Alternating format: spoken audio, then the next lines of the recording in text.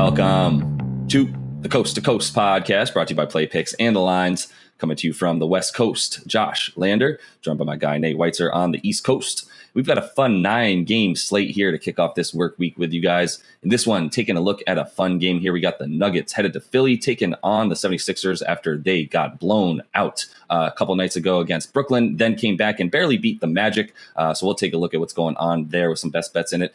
Nate does have his great article up on playpicks.com as well with some best bets and player props in there for you.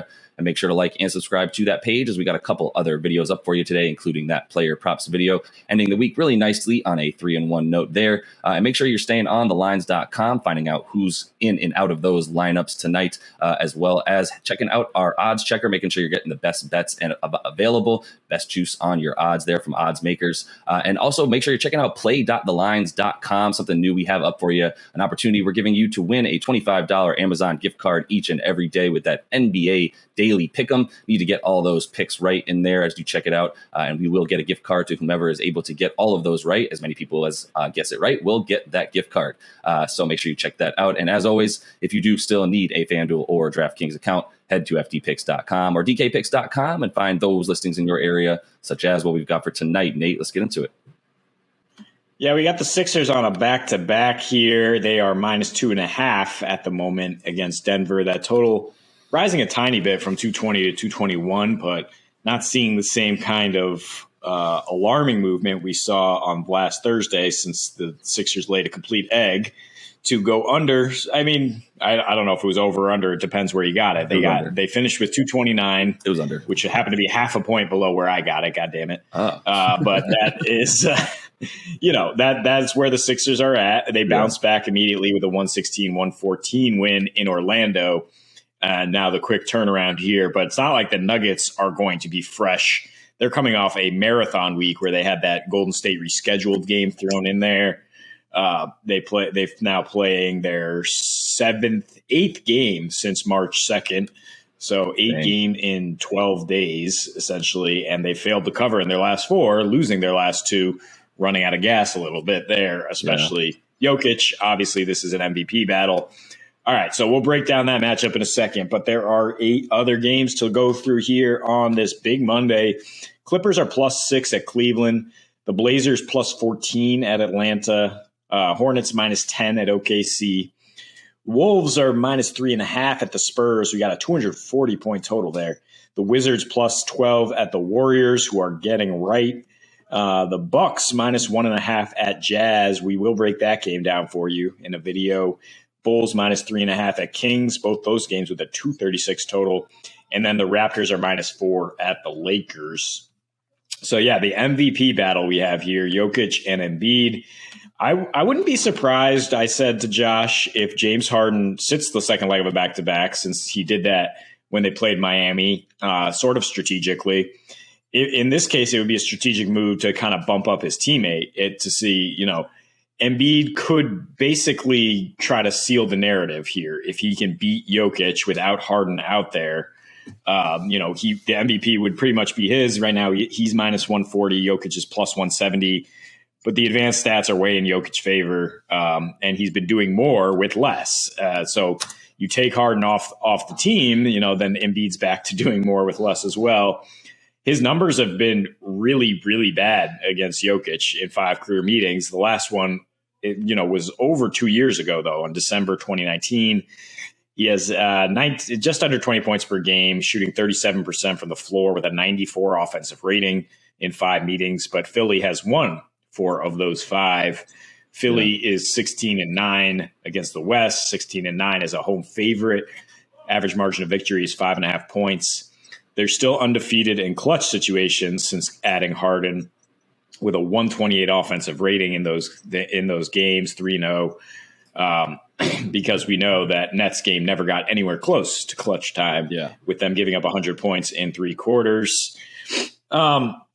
But if Harden does play, here's the key. I feel that he will play well because there's no individual pressure on him. And as we saw last Thursday, he has yet to figure out how to handle that kind of individual pressure, whether it's his narrative that he can't play in playoff games or that he's going up against his teammates who know how to guard him. Denver, shorthanded, tired, not really well positioned to guard James Harden. And again, I lean Sixers at home a little bit, sure. Mostly because of how tired the Nuggets are and that they just kind of collapsed in the second half against the Warriors. I would look at the race to points in those third and fourth quarters. That's not a line we talk about that often, but Philly to score the first 10 in the fourth quarter or the third quarter, maybe fourth quarter, especially if Jokic is probably on the bench at that point. Because you're seeing it, it's almost like they're on a back-to-back every night. They come out pretty well, but then the legs just kind of give out because it's already a short rotation, and now they're playing 8 games in 12 nights. But more than anything, with James Harden in the lineup, I'm still targeting Sixers overs. I'm not getting that thrown off by the Nets game, which was an outlier. I mean, they're still the offensive rating down a little bit, but still 121.5. They're still averaging 120.5 points per game, despite getting blown out there. Still getting 24 free throws a game, over in 5 out of 7. And their team total is only 110.5, Josh. They're playing Denver, who had really ramped up the pace in their last 10, 15 games. Yeah. And they've gone over in 3 of their last 5 against quality competition. So I like the over. I like the Sixers over even more there at just 110. Yeah, it's an interesting game tonight. You mentioned if James Harden, the possibility that he sits. I think that changes everything. I wouldn't bet on it. Obviously you can't, but I wouldn't bet on James Harden not playing tonight just because of the fact that Philly's climbed all the way up into third in the East, and I think they'd like to have home court advantage if they are going to be playing against. Either it's at some point if they plan on playing against either, Milwaukee or anybody else at this point, the Heat. But I know it's also an interesting sort of scenario in the East where you don't want to play the Nets, who are likely going to finish 7th or 8th. Regardless, I think at this point you just win. I don't think there's any sort of desire to do anything for the 76ers other than win. I think Embiid's going to come out and get his no matter what. I think even if Harden plays, you expect the ball in Embiid's hands as much as it is in Harden's, to be honest, as he's going to get his ISOs and pick and rolls tonight and keep that usage rate up above 30% as it's been. So I still think that you probably get both of these guys when you're playing a good team like Denver. Although we did see sort of Harden take the night off after playing the Knicks twice and then just take a game off against the Heat. Who knows why? But I would see him playing tonight. Either way, I mean, if he does play, yes, I would agree that I think you still go points. I think what happened, obviously, against Brooklyn, to your point, is an outlier. It's one of those things where everyone's tweeting the same sort of joke where Harden failed to show up in a game. It already feels like the playoffs, which is definitely the case for him. But I would say, looking at some of the numbers and what's really important in this game, Denver has been really, really good defending the 3 as of late. And we know that those 3-pointers have increased a ton since James Harden got to the 76ers in terms of the percentage of points that they're scoring off of 3. They're only 13-20 against the spread at home this season is Philly. And I kind of started there just for looking at, what Denver's been doing on the road as well, opposite that. And, they've been playing since the All-Star break. They're 7-3 with, the 6th best net rating. You go look at their stuff on the road since then as well. I mean, in their last 8 roadies versus winning teams specifically, 7-1 against the spread, 4-0 against the spread in the last 4 against winning teams overall. On the road, they've got the 6th best defensive rating at this point. They just gobble up defensive rebounds, the 3rd best rebounding percentage and best defensive rebounding percentage on the road. They are limiting threes, as I said, 3rd right now in 3-point percentage of their opponent, 3-point percentage and 3-pointers made on the road. They're 10th in limiting opponent free throw attempts, which is obviously crucial against the bonus bros. So I'm just looking at all the things, threes, free throws, how do they defend against that? They do really well, and they have been playing super well on the road. I would be a little bit worried, to your point, about the amount of games that they've been playing. They still are just playing every other night, essentially, for the rest of March without more than a one night, day of rest in there. So you don't love that for them as they continue down. They've also, I mentioned to you earlier, they had the easiest strength of schedule right after the All-Star break. Then they played about 8 to 10 cupcake teams in a row, essentially. And now they're back to, having about the 7th hardest schedule the rest of the season. Philly also a super hard schedule the rest of the season. I believe they've actually got the 11th hardest schedule. So just looking at the head-to-head there for the MVP matchup, I do think this is going to be a big, big game for both of these guys. I mean, Joker, just to continue what he's done since the All-Star break, 28 points a game, 14.5 boards, and 9 assists, shooting 62% from the field.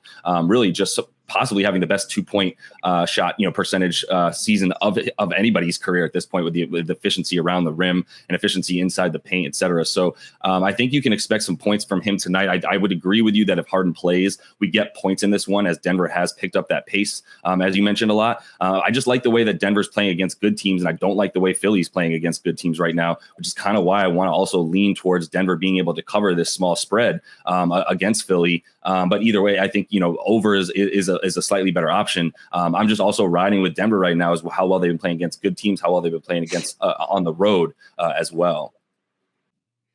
Yeah, I mean, that's fair. It's not the preferred. I think there are other ways to bet this that I feel more confident in terms of just backing the Sixers offense with that team total again, or with them to kind of come out later in the game and take advantage of some tired legs. I'm also going to look for Embiid's props when they come up. You've really seen his usage rate ramp up: 44%, 37%, 41% in his last 3 games. He was basically the only one who came to play against Brooklyn, got 19 free throw attempts. He now has 14 plus free throw attempts in 4 straight games, with monster double-doubles, not shooting well from the floor in those games. But Jokic is a guy who kind of will tempt you into taking those mid-range and bunnies that Embiid has honestly made. It's the reason he's leading the league in scoring this year, is because he's making those at a high rate over a larger sample size. He should be locked in tonight. And again, I think Harden will kind of defer to him and try to help, his new teammate get that MVP going. But really, yeah, for the over, it's about the pace that the Nuggets, since the All-Star break, are two possessions faster than their average at 100.5 pace right now, 7-3 straight up. But they mostly played bad teams. They have gone over against the Pelicans, Warriors, and then their most recent game against the Raptors, and they've gone well over in those games. So Philly, yeah, we saw what they did initially during the honeymoon phase with Harden and Tyrese Maxey, who's kind of guy we forgot about a little bit, since he also kind of faded away in that Brooklyn game, was averaging 25 points per game at like 60-65 shooting splits. I think he bounces back here against the Nuggets, who have struggled to guard quick guards of that variety. I think I'm just sticking with the points here.